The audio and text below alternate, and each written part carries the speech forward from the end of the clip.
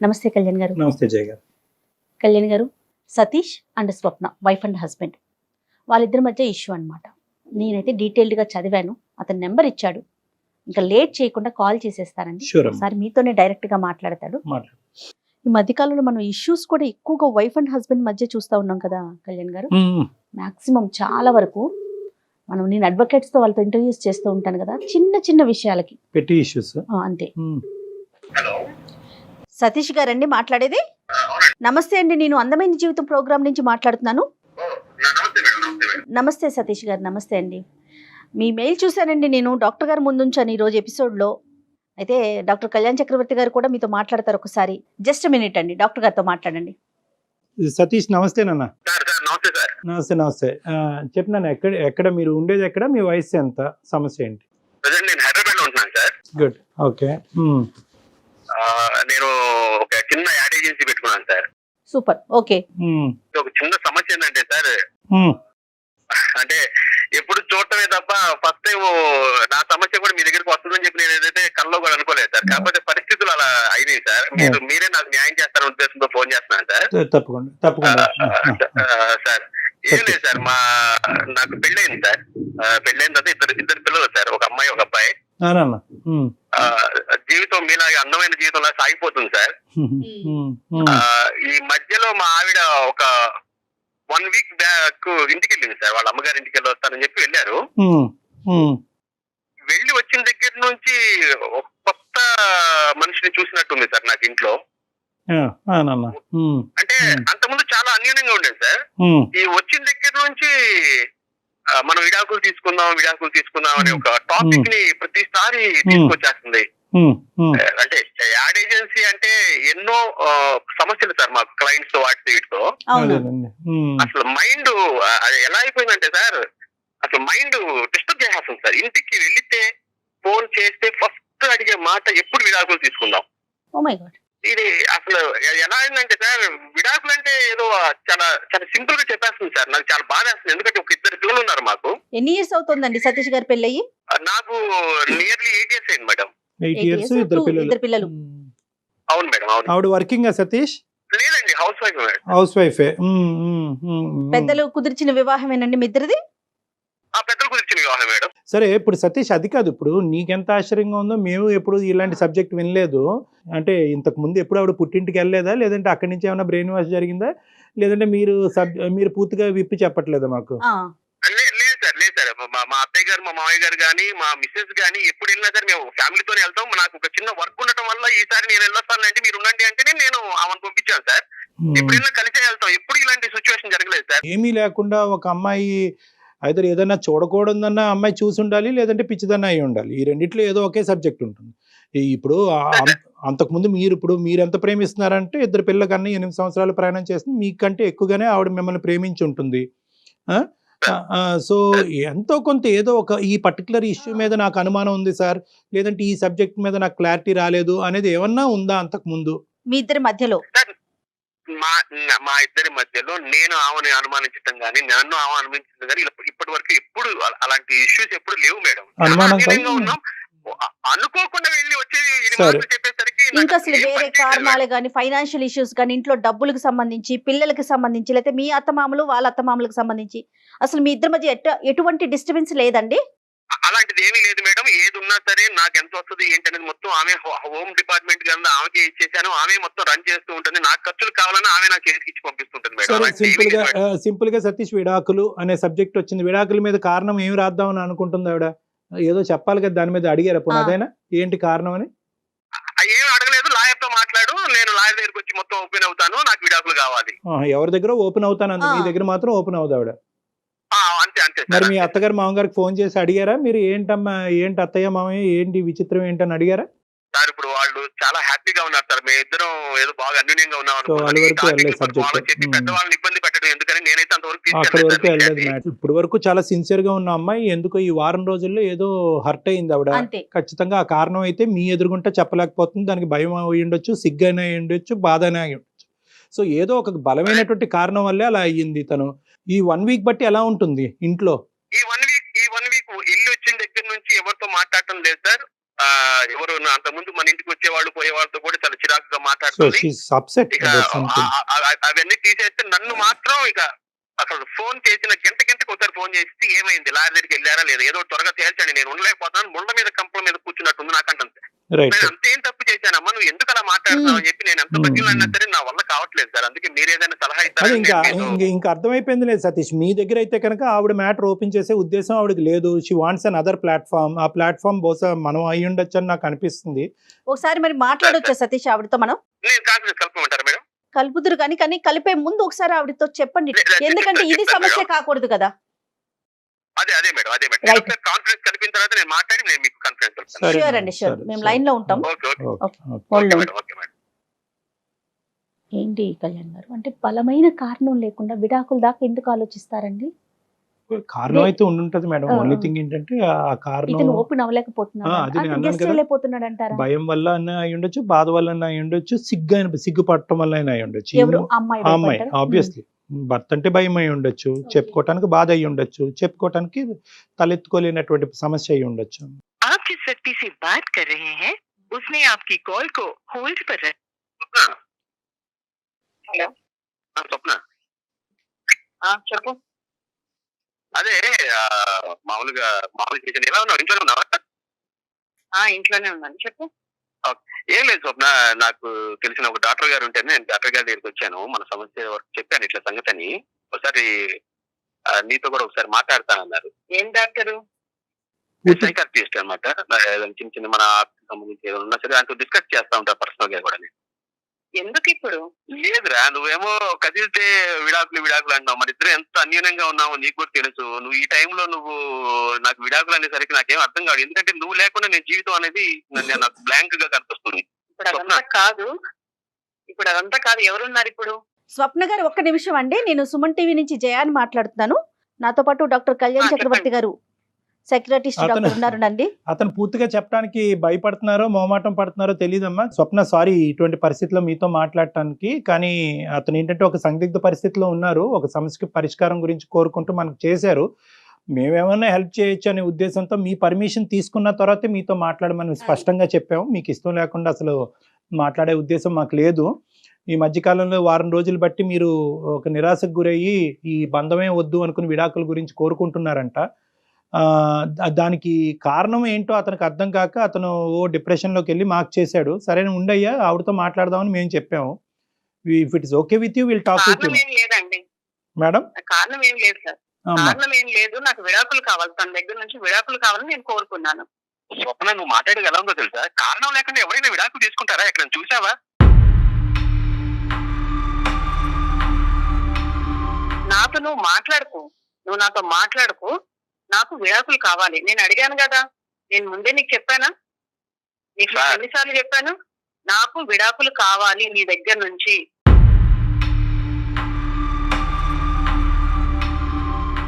Sir doctor గారు, sir చెప్పండి.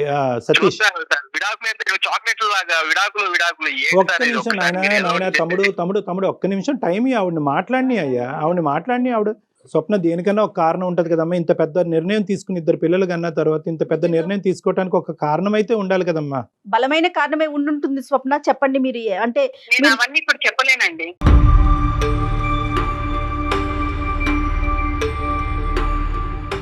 మీరిద్దరూ కలిసి ఉండాలని అతను కోరుకుంటున్నాడు, మీతో ఉండాలని కోరుకుంటున్నారు కదా. నాకైతే తనతో ఉండాలని మీ లేదండి. మాటను బట్టి అర్థమవుతుంది మీరు చాలా బలంగా గాయపడ్డారని.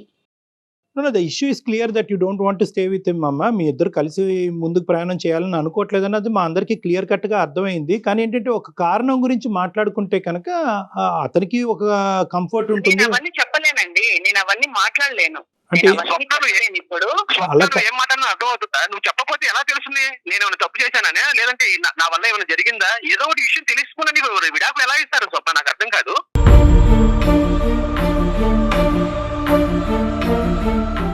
అక్కడ డాక్టర్ గారు ఉన్నారు, మనకంటే పెద్దవాళ్ళు. నేను ఏదో సమస్యను కొరకు చెప్తే కనుక వాళ్ళు ఏదో ఒకటి మన సొల్యూషన్ ఇస్తారని నేను ఇక్కడ వరకు తీసుకొస్తే నువ్వు నేను చెప్పనంటే చెప్పకపోతే ఏంటి? అట్లా కాదు స్వప్న గారు, ముద్ర మీరేసేసుకుంటున్నారు ముందే. అట్లా కాదు సతీష్, అట్లా కాదు. అలాగే ఉంది సార్. ఇప్పుడు ఎవరైనా సరే ఏమనుకుంటారు సార్? ఉన్నట్టుండి పెళ్ళం విడాకులు ఇచ్చి వెళ్ళిపోతుందంటే ఏమనుకుంటారు సార్? ఇప్పుడు మీరైనా సరే అదే అనుకుంటారు, ఏం చేశాడో వీడు అని చెప్పి.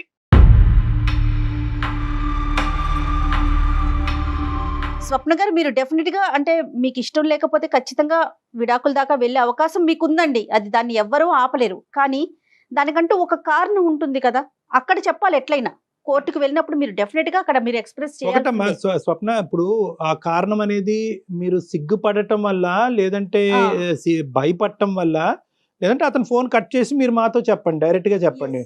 ఏం లేదు సార్, తనతో ఉండడం నాకు ఇష్టం లేదు, తనతో నేను ఉండదలుచుకోలేదు, అందుకే నేను తన విడాకులు అడిగాను. 8 సంవత్సరాలు బట్టి ఇష్టపడ్డారమ్మా ఉండటానికి మేడం?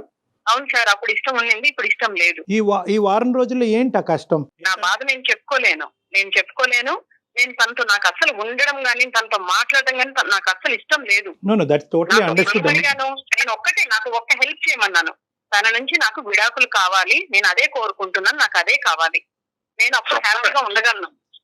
స్వప్న, ఇది చిన్నపిల్లలు మాట్లాడేది, ఇదేనా పెళ్లి అనుకుంటే ఆ బొమ్మల పెళ్లి అనుకుంటున్నావా? మనకి 2 పిల్లలు ఉన్నారు, వాళ్ళ కెరియర్ చూడాలి. నేను పొద్దుననగా వెళ్ళి సాయంత్రం వరకు ఎంత కష్టపడో నీకు తెలుసు, నువ్వే చాలా సార్లు అన్నావు. అలాంటిది ఇప్పుడు వద్దు 1 వీక్ లో నీకు ఏమైపోయింది? కారణం చెప్పటం వల్ల నీ కారణం సిగ్నిఫికెంటో ఇన్సిగ్నిఫికెంటో అని తీసి పక్కన పెట్టేసి మీరు విడిపోవటానికి వీలు లేదని చెప్పే హక్కు ఉద్దేశం మాకు లేదు. మేము కారణం అనేది ఎందుకు చెప్తున్నాం అంటే కనుక ఈ కారణం ఈ రోజు కాకపోయినా రేపైనా చెప్పాల్సినటువంటి కారణం. సో అట్లీస్ట్ ఒక కారణం గురించి మాట్లాడుకుంటే కనుక అతనిలో ఉండే ఈ మెంటల్ టెన్షన్ క్లియర్ అయ్యి ఎందుకు ఎందుకు ఎందుకు అనేటటువంటి పరిస్థితి ఎక్కడైనా మనం ఒక ఫుల్ స్టాప్ పెట్టచ్చు కదమ్మా. ఒకసారి ఆలోచించు. చెప్పమ్మా, చెప్పండి ప్లీజ్. మీరు అడుగుతున్నారు కదా, నేను చెప్తాను. ఇప్పుడు తను అట్లా మాట్లాడుతున్నాడు, ఏమని, నాకు చాలా బాధగా ఉంది, వారం నుంచి నాకు నరకంగా ఉంది, మంచిగా ఉన్న లైఫ్ ఇలా అయిపోయింది అనేసి అంత మాటలు మాట్లాడుతున్నాడు. అవునండి, నాకైతే అండి వారం నుంచి నేను నరకాన్ని అనుభవిస్తున్నాను. నాకు ఇంకా అదంతా నాకు ఎందుకు, నేను ఎవరికి చెప్పుకోలేదు ఈ బాధ, నేను ఎవరికి చెప్పుకోదలుచుకోలేదు. ఇంకా నాకు ఎందుకు అసలు నేను ఎందుకు ఈ బాధ అనేసి నేను తనతోటి విడాకులు తీసుకుంటేనే నాకు బాగుంటుందనేసి నేను తనని అడగడం జరిగింది. ఇదంతా ఏంటమ్మా స్వప్న, చెప్పమ్మా, చెప్తే నీకు కూడా కొద్దిగా రిలీఫ్ ఉంటుంది. లేదండి, మా ఇంటి ఎదురుగా ఒక ఆవిడ ఉంటుంది, నా ఫ్రెండ్. ఆమె చాలా క్లోజ్ అయింది అనమాట నాకు. ఇంకా ఆమె రోజు మా ఇంటికి రావడము, తర్వాత ఆమె ఏం చేసినా సరే మా ఇంటికి తీసుకురావడము, మా ఇంట్లో ఏం చేసినా తీసుకెళ్లడము, ఇలా బాగా చాలా క్లోజ్ గా ఉండే వాళ్ళం ఇద్దరం. చాలా క్లోజ్ గా ఉన్నప్పుడు ఇంకా ఎట్లా అంటే ఇంకా వాళ్ళ ఇంట్లో విషయాలు, వాళ్ళ అత్త మామల గురించి, వాళ్ళ హస్బెండ్ గురించి ప్రతి ఒక్కటి చెప్పి ఎప్పుడు ఆమె ఇంకా గంటలు మా ఇంట్లోనే ఉండేది. అయితే నేను కూడా ఇంకా ఆమెకి చాలా క్లోజ్ గా ఉండిపోయాను, బాగా చాలా క్లోజ్ అయిపోయాను. ఎంత క్లోజ్ అయ్యామంటే ఇంకా పర్సనల్ విషయాలు కూడా కొన్ని బాగా షేర్ చేసుకుంటున్నాం ఇంకా ఇద్దరం. అయితే ఎప్పుడు ఈయన ఆఫీస్ కి వెళ్ళిపోగానే ఆమె వచ్చేది అనమాట, మా ఇంటికి వెంటనే వచ్చేసేది. అలాంటిది ఒక రోజు ఈయన ఆఫీస్ కి వెళ్ళక ముందే ఒక రోజు వచ్చింది. ఏంటబ్బా అప్పుడే వచ్చేసింది ఈయన ఆఫీస్ కూడా వెళ్ళలేదా, సరేలే అనేసి అనుకొని ఇంకా మాట్లాడుకుంటుంటే ఈయన ఆఫీస్ కి వెళ్తూ నాకు వెళ్ళొస్తానని చెప్పి పక్క నుండి ఆవిడకి కూడా వెళ్ళొస్తానని చెప్పాడు. ఏంటి అని ఏమకెందుకు చెప్పాడు అనేసి నేను మనసులో అనుకున్నాను. అట్లా కాదు డాక్టర్ గారు, ఇది ఏమన్నా పెద్ద ఇష్యూ సార్? ఇప్పుడు పక్కన ఉన్నప్పుడు ఎవరైనా సరే, ఇప్పుడు ఉంది, ఆమెతో పాటు పక్కన ఉన్నప్పుడు మాకు తెలిసినా తెలియపోయినా వెళ్ళొస్తామంటే ఒక మాట అంటారు కదండి. సతీష్ ఆగండి, అవును మాట్లాడివ్వండి ప్లీజ్. చెప్పండి స్వప్న. ఇలానే 2వ రోజు 3వ రోజు ఇంకా ఆమె వచ్చినప్పుడు అంతా ఈయన వెళ్ళేటప్పుడు ఆమెకి చెప్తూనే వెళ్తున్నాడు, నాకు చెప్పడం, పక్కన ఆమెకి చెప్పడం, ఇంకా ఆమెకి చెప్పుకుంటూ అట్లా వెళ్తున్నారు. అయితే ఇంకా నాకు ఎంత కోపం వచ్చిందంటే ఒక రోజు నేను గట్టిగా అడిగాను, అదేంటి ఆమెకి ఎందుకు చెప్పడం, నువ్వు వెళ్తున్నావు ఆఫీస్ కి వెళ్ళేటప్పుడు ఆమెకి ఎందుకు చెప్తున్నావు నువ్వు అనేసి అంటే, చెప్పే అంటే పక్కన ఉన్న ఆమెకి చెప్తే తప్పేంటి అనేసి అంటున్నాడు. ఇంకా ఒకవేళ నేనే ఏమైనా తప్పుగా ఆలోచిస్తున్నానా, నాదేమైనా తప్పు ఉందా, నేనే ఏదైనా వీళ్ళ గురించి నేను తప్పుగా ఎక్కువగా ఆలోచిస్తున్నానని నేను ఇట్లే అనుకున్నాను. సార్ ఏమన్నా ఎంత ఫూలిష్ అండి ఇది. అంటే ఇప్పుడు మనిషి కనబడినప్పుడు నేను విష్ చేయ సార్, అలాంటప్పుడు ఎందుకు సార్ పక్కన పెట్టుకొని మీ ఇద్దరు మూడు వెళ్ళాలో, మీ ఇద్దరు ఆఫీస్కి వెళ్ళేటప్పుడు ఎవరైనా సరే ఏం కోరుకుంటాడు, అది దగ్గరుండి మనకి లంచ్ బాక్స్ మనకి ఇచ్చి పంపిస్తే ఎంతో హ్యాపీగా ఫీల్ అవుతాం. అంతకుముందు అలాగే ఉంది. ఈమె ఎవరో వచ్చిందని చెప్పి ఆమె నువ్వు ఎందుకు పక్కన నుంచి పెట్టుకోవాలి స్వప్న, నాకు అర్థం కాదు. ఆగు అక్కడికే వస్తున్నా, నిన్ను నువ్వు బాగానే సమర్థించుకుంటూ మాట్లాడుతున్నావు కాదు. ఇప్పుడు ఈ విషయం బాగా సమర్థించుకుంటూ అసలు నీది తప్పే లేనట్లుగా మాట్లాడుతున్నావు తెలుసా. నాదైతే 100% తప్పలేదు, చెప్పు. ఈయన ఉండగానే ఆమె వస్తోంది రోజు ఇట్లే నేను గమనించాను. వీక్లీ నేను మార్కెట్ కి వెళ్తానండి. బుధవారం మార్కెట్ కి వెళ్తాను. అయితే నేను ఇంటికి తాళం పెట్టుకొని నేను మార్కెట్ కి వెళ్ళి తిరిగి వచ్చేసరికి ఇంటికి తాళం తీసుంది. అయితే అదేంటబ్బా ఇంటికి తాళం తీసుంది అనేసి నేను డోర్ కొట్టాను. ఈయన వచ్చి డోర్ తీశారు. తీసిన తర్వాత ఏంటంటే ఆఫీస్కి వెళ్ళారు కదా, ఎందుకు వచ్చేసారు అని అడిగితే, తలనొప్పిగా ఉంది, కొంచెం కళ్ళు తిరుగుతోంది, బాగాలేదు అసలు అంటే, అయ్యో ఏమైందో మనిషికి అనేసి నేను ఉండండి మజ్జిగ కలిపి తీసుకొస్తాననేసి నేను వంటగదిలోకి వెళ్ళాను. వంటగదిలోకి వెళ్ళి నేను కలిపి తీసుకొస్తుంటే హాల్లో నుంచి ఎవరో పరిగెత్తుకుంటూ వెళ్ళడం నేను విన్నాను. చిన్న గడ్డి చప్పుడు నాకు వినిపించింది. ఎవరనేసి నేను స్పీడ్ గా వచ్చి నేను డోర్ తీయంగానే మా ఎదురింటి ఆవిడే స్టెప్స్ చాలా స్పీడ్ గా దిగుతున్నాను. చీర నాకు కనిపించింది. ఏంటి అసలు ఏం జరుగుతోంది నా వెనకాల, లేకపోతే నేనే ఏమైనా ఎక్కువగా ఆలోచిస్తున్నానా, అసలు ఏందనేసి 2 రోజులు నాకు పిచ్చెక్కినట్లు అయిపోయి అసలు ఏం జరుగుతుందో తెలుసుకోవాలనుకున్నానండి నేను. అందుకే నేను ఊరు వెళ్తున్నాననేసి నేను ఊరికి వెళ్ళాను. వెళ్లే ముందు ఏం చేశాను, తెలిసిన వాళ్ళ దగ్గర నేను ఒక స్పై క్యామ్ తెప్పించాను.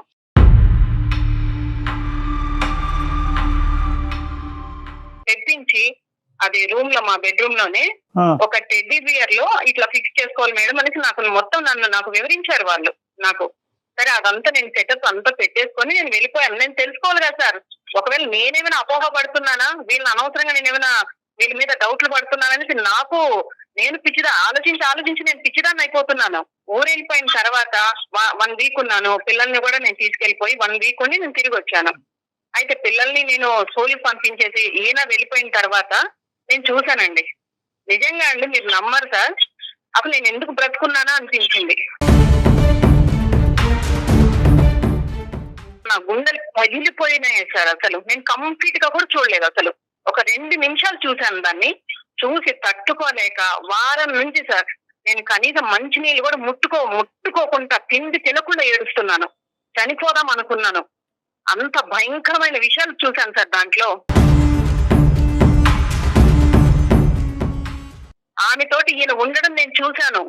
ఈయన మళ్ళీ ఇప్పుడు బుకాయిస్తున్నాడు. ఏంటి ఏం జరిగింది, ఊరికి వెళ్ళొచ్చావు, నన్ను విడాకులు అడుగుతున్నావు అని నన్ను బుకాయిస్తున్నాడు, అడుగుతున్నాడు. ఈయన ఎలాంటి తప్పు చేశాడంటే, నేనున్నాను కదా సార్, నేనున్నాను, పెళ్ళాన్ని ఉన్నాను, పిల్లలు ఉన్నారు, మాతో మేము ఇంత ప్రేమగా ఉంటాము, మాతో అసలు ఆయనకి ఈ మమ్మల్ని పెట్టుకొని అలాంటి తప్పుడు పనులు ఎలా చేయాలనిపించింది సార్. అసలు మనిషివా లేకపోతే రోడ్లో తిరిగే కుక్క అలాంటి పనులు చేసేది, నీతి తక్కువ పనులు చేసేది కుక్క చేస్తుంది అట్లా. సతీష్ కారణం చాలా ఇస్తున్నావు నువ్వు, నాకు తప్పే లేదనేసి మాట్లాడుతున్నావు నువ్వు. డాక్టర్ గారు అసలు నా ప్రైవసీ సార్, నాకు ఒక విషయం తెలియక అడుగుతాను. తీసుకొచ్చింది ఎక్కడో ఉన్నాడని నా లైఫ్ లోకి తీసుకొచ్చి ఇంట్లో 24 hours లేచిన దగ్గర నుంచి తెల్లారితే వచ్చి మా ఇంట్లోనే కూర్చోవటం, మా ఆవిడతో మాట్లాడితే ఆమెతో కూడా నవ్వుతాం, ఇలాంటివన్నీ చేసింది నన్ను దగ్గర చేసింది ఎవరు సార్? అయితే బెడ్రూమ్ లో తెచ్చేస్తాను. వస్తుంది సార్. 1 వీక్ వెళ్ళిపోయింది సార్. 1 వీక్ వెళ్ళిపోయినప్పుడు నాకు దగ్గర అయింది సార్. నేనేం చేయమంటారు?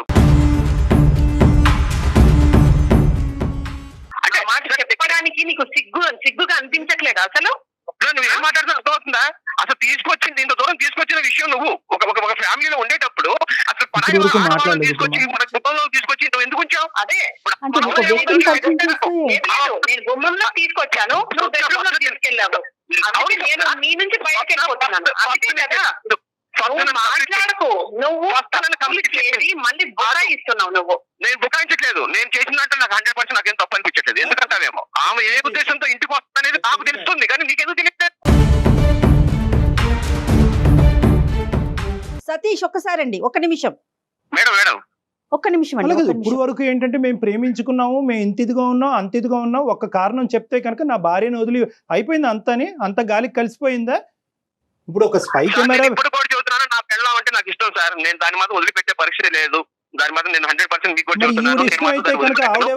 మేడం నేను ఒకటే నేను చెప్తున్నాను మేడం, మీరు ఇప్పుడు ఏమో చెప్పేదాన్ని బట్టి ఎప్పుడైనా సరే మేడం, సమాజంలో మగవాడికి ఉన్న కంటే కూడా ఆడవాళ్ళకి ఎక్కువ అవకాశాలు ఉన్నాయి. వాళ్ళు చెప్పిందే నమ్ముతారు. నాకు స్పై క్యాంప్ పెట్టి పెట్టింది మేడం, రేపు ఇంకొకటి అనుమానం ఇంకా ఏదైనా చేస్తారు వీళ్ళు. మీరు నాకు అర్థం కాదు ఆ పాయింట్ ఎందుకు మాట్లాడరు? నువ్వు మాట్లాడకు. నువ్వు ఇంత పెద్ద తప్పు చేసి కూడా నా దగ్గర నీ వీడియో స్ట్రాంగ్ ఎవిడెన్స్ ఉంది. నా దగ్గర స్ట్రాంగ్ ఎవిడెన్స్ ఉంది. తప్పు నా చేయడానికి దగ్గర నీది స్ట్రాంగ్ ఎవిడెన్స్ ఉంది. అయినప్పటికీ కూడా నువ్వు ఇలా బుకాయించి ఎంత దబాయించి టాపిక్ డైవర్ట్ చేస్తున్నాడు మాట్లాడుతున్నావంటే తప్పు చేసింది ఉన్నాయో నీకు తెలీదా? ఎక్కడి నుంచి ఎక్కడి వరకు చీరలు కట్టుకొచ్చి ఎలా నన్ను టెంప్ట్ చేస్తుంది ప్రతి ఒక్క మొగడు, నాకే కాదు ఎవరికైనా సరే, ముసలాడికైనా సరే అనిపిస్తుంది. నాకు తీసుకెళ్లాలనిపించింది అంతే. సార్ వింటున్నారా సో మీరు? ఇంకా నీ భార్య ఎలా అనేటటువంటి ఆవిడ మాట్లాడుతున్నారు మీరు? వింటున్నారా? బాబు మీ భార్య అనేటటువంటి ఆవిడ ఎవరితోనో దగ్గరగా మాట్లాడితే నువ్వు ఆ హాల్లో కూర్చుంటే మీ భార్య లేనప్పుడు నువ్వు బెడ్రూమ్ లోకి తీసుకొస్తావు అంతేనా?